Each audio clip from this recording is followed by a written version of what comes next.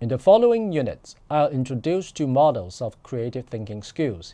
You'll find them practical and useful for successful life. The two models are Annette Moser-Wellman's five-phase creativity and Edward de Bono's provocation.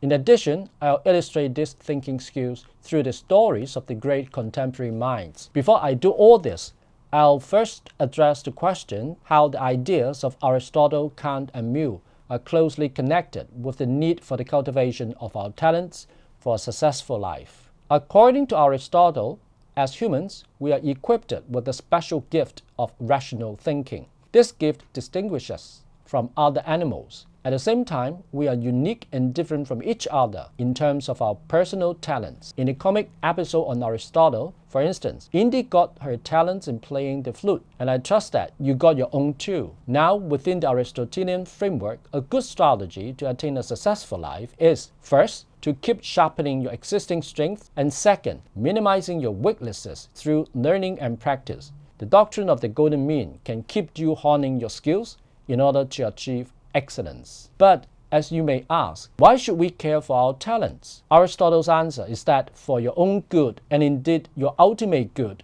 you should develop your talents. But if you don't care for your own good, what follows? Aristotle would answer that in that case, you won't be happy. But if you further reply that you don't care for your personal happiness, then so what? To further pursue this sort of question, we'll appeal to Kant. For Kant, strictly speaking, the cultivation of your talent is not merely a personal choice. You got a moral duty to do it. But why?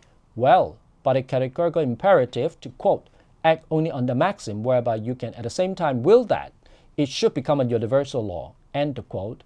In this connection, Kant argued that if you are rational, you don't want to live in a messy society where people are lazy and neglect their talents. Instead, rationally speaking, you would want to live in a prosperous society where talented people make their contribution in different areas so that you would benefit from them in the ways you want. Now, even if you verbally claim that you don't care for what society you are living in, you are still benefiting from various sorts of contributions made by different talented people in society.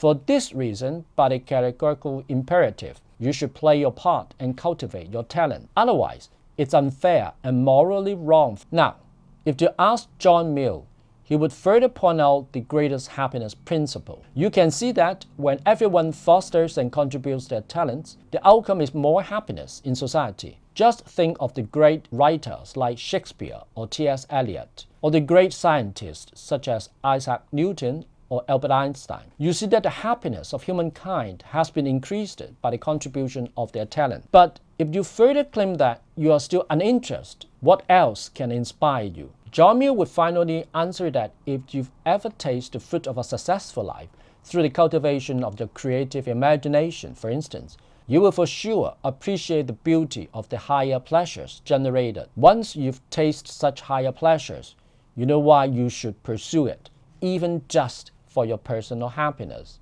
So, for John Mill, whether from the perspectives of personal or social happiness, you got to cultivate your personal talents and obtain the higher pleasures. Okay, let's conclude this segment. Whether it's for your ultimate good as suggested by Aristotle, or for your rationality and moral duty as explained by Kant, or for your personal and social happiness as stressed by John Mill, you have every reason to develop and upgrade your potentials and talents in order to create a successful life for yourself.